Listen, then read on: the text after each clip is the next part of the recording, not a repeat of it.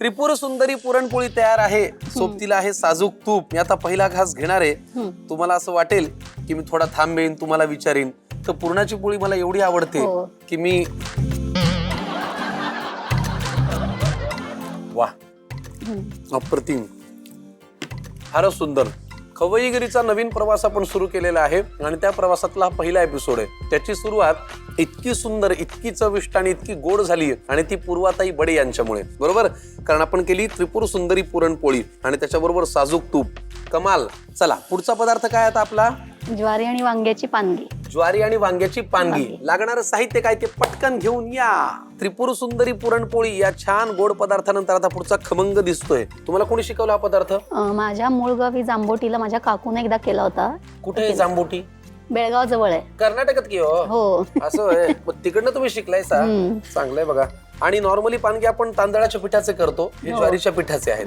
आपण आता जरा याच्या साहित्याकडे वळूया. काय काय लागणार आहे याच्यात? आपल्याला भरताचं वांग लागेल, ज्वारीचं पीठ लागेल, मिरची आणि जिऱ्याचं वाटण लागेल, बरं, कोथिंबीर, हळद, गोडा मसाला आणि मीठ आणि ही केळीची पानं. केळीची पानं कशाला? आपण ती पानगी म्हणतो ना, पानगी पानांवर थापायची आणि मग ती भाजायची. म्हणजे त्या केळ्याच्या पानांचा अर्क पण त्याच्यात येतो आणि त्याची एक टेस्ट वेगळी येते, स्वाद उतरतो. ठीक आहे. पहिल्यांदा काय वांग भाजायचं? वांग भाजायचं. छान. तुम्ही थांबा, मी गॅस लावून देतो.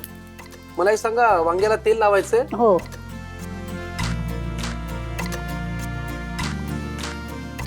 हे असं छान भाजून घ्यायचं सगळीकडून.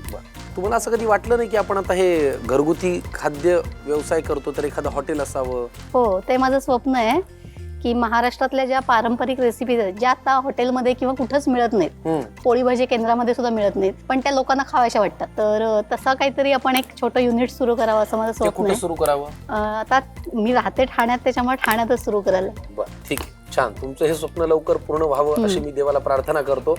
आपण एक काम करूया, ज्वारीच्या पिठाची आणि वांग्याची पानगी हा एक छान खमंग पदार्थ पूर्वा बडेताई आपल्यासाठी करणार आहेत. त्यासाठी लागणार हे भलं मोठं वांग जे आहे ते छान आपण भाजून घेऊया आणि मग वळूया पुढच्या कृतीकडे.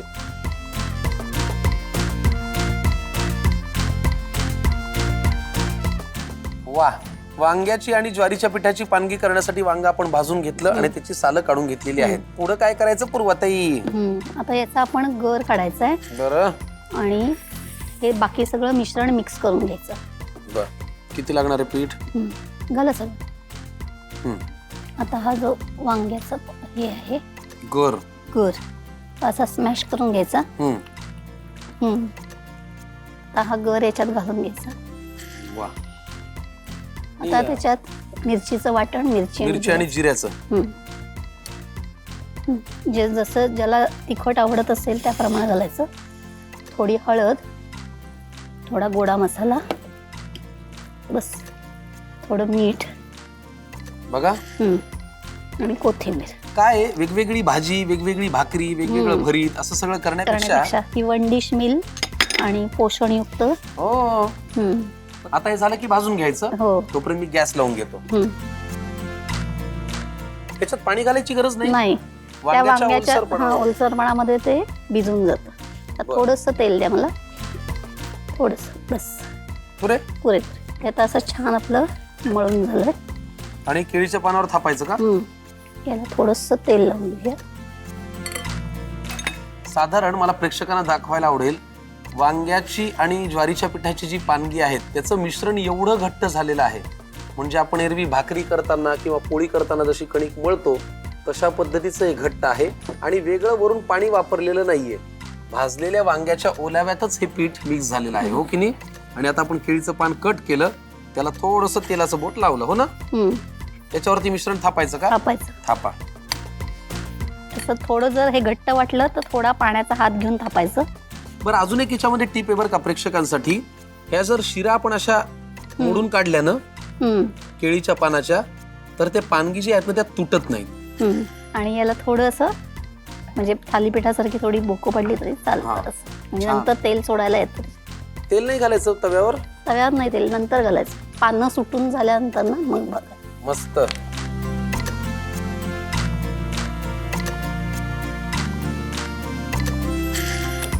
आहा, क्या बात है.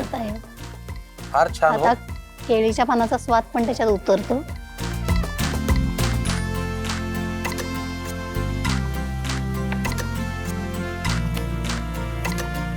नंतर हे पण पान काढून घ्यायचं. आपोआप सुटलंच ते. हम्म. चला, पानगी तयार झालेली आहेत. हम्म. हो की नाही? फॅन्टास्टिक. तुम्ही खवय्यांनो वेळ वाया घालू नका. आज आपल्याकडे पूर्वा बडेताई इथे आल्या. काय अप्रतिम पदार्थ करून दाखवला. ज्वारीच्या पिठाची आणि वांग्याची पानगी. आम्ही हा पदार्थ छान भाजून घेतलेला आहे. तो प्लेट मध्ये सर्व करतो. तुम्ही लिहून घ्या साहित्य आणि कृती. ज्वारी वांगी पानगी. स्वयंपाकासाठी लागणारा वेळ अर्धा ते 1 तास. 10 ते 12 पानगी बनवण्यासाठी लागणारे साहित्य: भरीत वांगी 1 नग, ज्वारीचं पीठ 1 ते 1.5 वाटी, जिरे मिरची वाटण 3 चमचे, यात साधारण 5 ते 6 हिरव्या मिरच्या आणि 1 चमचा जिरे असावे, कोथिंबीर 1 मोठी वाटी, गोडा मसाला 1 मोठा चमचा, हळद अर्धा छोटा चमचा, मीठ चवीनुसार, केळीची पानं 4 ते 5 पाने तुकडे करून घेतलेली, तेल 1 चमचा पानाच्या तुकड्यांना लावण्यासाठी. कृती: प्रथम वांग्याला तेल लावून 5 ते 7 मिनिटे खरपूस भाजून साल काढून घ्या. आता एका बाउलमध्ये ज्वारीचं पीठ, कुस्करून घेतलेलं वांग, जिरे मिरचीचं वाटण, हळद, गोडा मसाला, मीठ आणि कोथिंबीर आणि थोडं तेल घालून मिश्रण एकजीव करून घ्या. आता केळीच्या पानाला थोडं तेल लावून त्यावर मिश्रण थापून त्यावर छोटे भोकं पाडून घ्या आणि वरून केळीचं पान लावून तव्यावर भाजून घ्या. केळीचं पान भाजलं गेलं की ते काढून घ्या आणि पानगीवर तेल सोडून पालटून घ्या. दोन्ही बाजूने खरपूस भाजून घ्या. ज्वारी वांगी पानगी खायला तयार.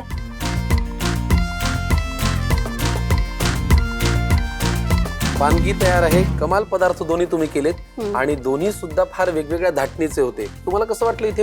हो, छान वाटलं. मजा आली ना? हो. वा. चला, आता आपल्याला पदार्थ खावा लागेल. हो. जरा निवांत बसून खाऊया. पूर्वाजी बडे, तुम्ही आज इथे आलात, आम्हाला फार छान वाटलं. आमच्या नवीन पर्वाच्या तुम्ही नवीन पाहुणे आहात. एक पदार्थ गोड आणि एक छान खमंग केला. आधी आपण त्याचा एक घास घेऊया दोघंही. वा. त्याला एक वांग्याची चव आहे. मस्त लागते, छान, फारच सुरेख. तुम्ही आज इथे आलात, आम्हाला फार छान वाटलं आणि तुमचं स्वप्न लवकरच पूर्ण होऊ द्या. पारंपरिक चवी महाराष्ट्राच्या समोर आणण्याचं. चला, आता एक काम करूया, जरा मध्यभागी जाऊया आणि तुमचा निरोप समारंभ पार पाडूया. कारण नवीन प्रवासाच्या तुम्ही पहिल्या साक्षीदार आहात. या. आम्ही सारे खवय्येचा नवा कोरा सीझन, आपल्या घरची चव, आणि ही आपल्या घरची चव घेऊन आज पूर्वाताई बडे इथे आल्या आणि ह्या नवीन प्रवासाच्या तुम्ही पहिल्या साक्षीदार आहात. म्हणून तुम्हाला आमच्या परिवाराकडनं आम्ही सारे खवय्ये आपल्या घरची चव एक छानसं गिफ्ट. थँक्यू. खूप शुभेच्छा. नमस्कार तुम्हाला. पुन्हा पुन्हा येत राहा. हे घर, हा परिवार तुमचाच आहे. धन्यवाद. थँक्यू.